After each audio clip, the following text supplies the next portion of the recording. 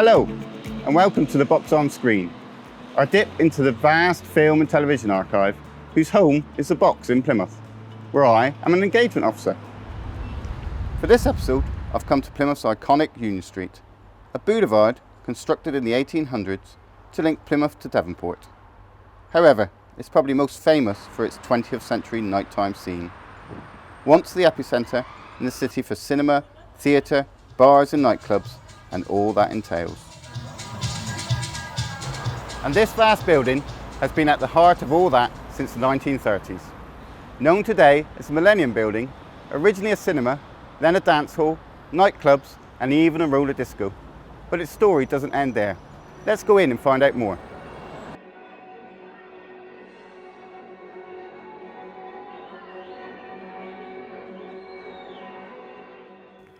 I'm delighted to be joined by Wendy Hart from Nudge Community Builders, co-owners of this amazing building. Wendy, thank you for inviting us along today. I wonder if you can tell me a little bit about Nudge and a little bit about the history of this amazing building. Oh, you're really welcome. So I'm Wendy, I'm co-director of Nudge Community Builders with Hannah Sloggett. We gave ourselves permission back in 2017 to start opening some of the buildings that were empty and derelict. So we've now done that to 4 buildings on the street. We own 2, of which one is the Clipper and the other one's here, which is the Millennium with Eat Work Art. We did a share offer just before Christmas to be able to activate. We're going to activate the ground floor by getting people in to run their businesses downstairs. And that share offer, we raised $351,000 just before Christmas. So we're really excited about this building, and you're right, it is a really big, vast space. It does catch me by surprise whenever I come into it. It was opened as a theatre in 1931, called the Gaumont Palace Theatre, and over the years it's been through a number of iterations. So it's been a roller disco, and it's also been a dance hall, the Majestic. People have really fond memories of the different things that they did in here. And then latterly, before it closed in 2004, it was a number of different nightclubs, and it was last known as the Millennium. So from that time, the building stood empty for 15 years and has fallen into this sad state of repair. Tell me, Wendy, what are Nudge going to do to bring it back to life? Yeah, so we're really excited about this building, and we know that lots of other people are as well. So downstairs, we're going to activate it with semi-industrial use units downstairs. We want to kind of reinstate the front entrance as well, so that might be an art gallery, somewhere you can pop into when maybe the upstairs isn't in use. And then this upstairs, where we are now, we want it to be a really fantastic music venue and venue for other things as well to happen in here. And then if we can, we want to do a fancy roof garden or lovely VIP space upstairs. So maybe you could get married on the top of the Millennium, and then you could have this lovely space as well for events. Well, good luck with those plans. And we're going to find out about a real gem from the building's heyday shortly. But first, let's go back out onto Union Street.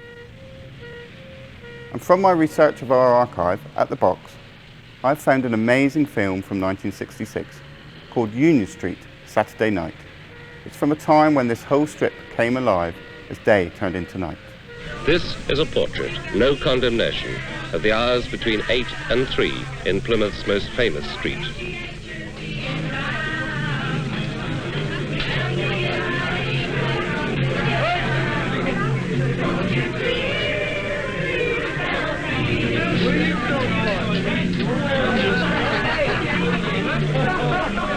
Saturday night begins, naturally, in a pub.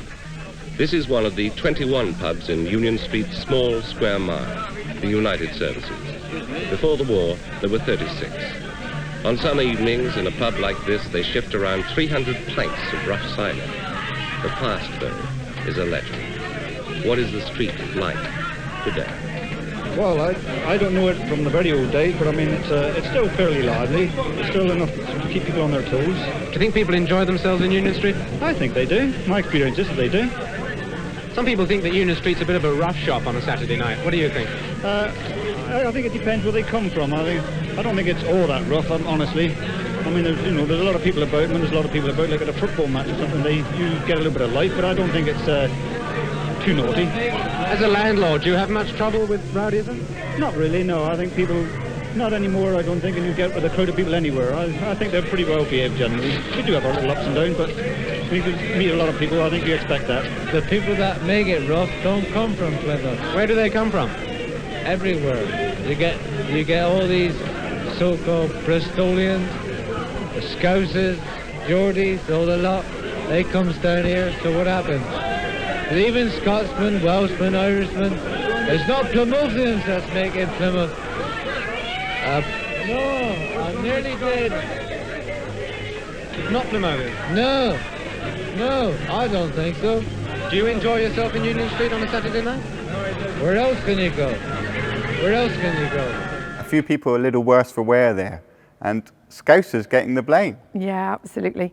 We do know how to party, and yeah, sometimes it's just that blame. In the early 70s, Union Street was a place struggling with deprivation and lack of investment.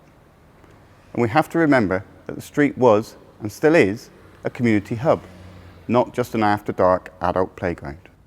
There was still rubble piled high, a reminder of the scars of the Blitz. Many businesses boarded up, buildings falling into disrepair, a very sorry sight. But this footage also reminds us of landmarks in Union Street from days gone by. The railway bridge has long gone, as too the pub next door to here, the Two Trees. And the Palace Theatre, further down the street from here, had become a bingo hall. And in 1980, the Odeon Cinema, the building we are in today, closed its doors. The cinema will be missed not only by me, but by many, many people in Plymouth. It must hold many happy memories for lots of people, myself included. It's a great place for socialising, a cinema nowadays. There are a lot of rumours going around the city that it could be a new ice rink. That would be marvellous. Will you join me on the ice? Any truth in those? I don't know, David. Until we get board approval for any expenditure, it's anybody's guess what it could be eventually. But it won't open again as a cinema. No chance of a cinema. I'm sorry. So it never became an ice rink. The closest it got to that was the roller disco. Instead, an ice rink was built across the road from here as part of the Pavilions complex, completed 11 years later. So we've come downstairs to what would have been the stalls of the original cinema. I wonder, Wendy, could you tell us a little bit more about what this building would have been like as a cinema? Yeah, so when it was opened in the 30s, we know that downstairs it had about 1,200 seats down here, and then the upper circle where we were had 790 or something seats. So it was really huge, and people used to come in and enjoy all the different films. For us at Nudge, it's really amazing because one of our funders also has a history with this building. They owned it, we think somewhere around the 40s or maybe a bit later. So that's the Rank Foundation. So it's really great that they've kind of gone full circle with us and they're here helping us to regenerate this building. You've mentioned the cinema screen at the front, and I presume at that time there would have been either an orchestra or an organ in here?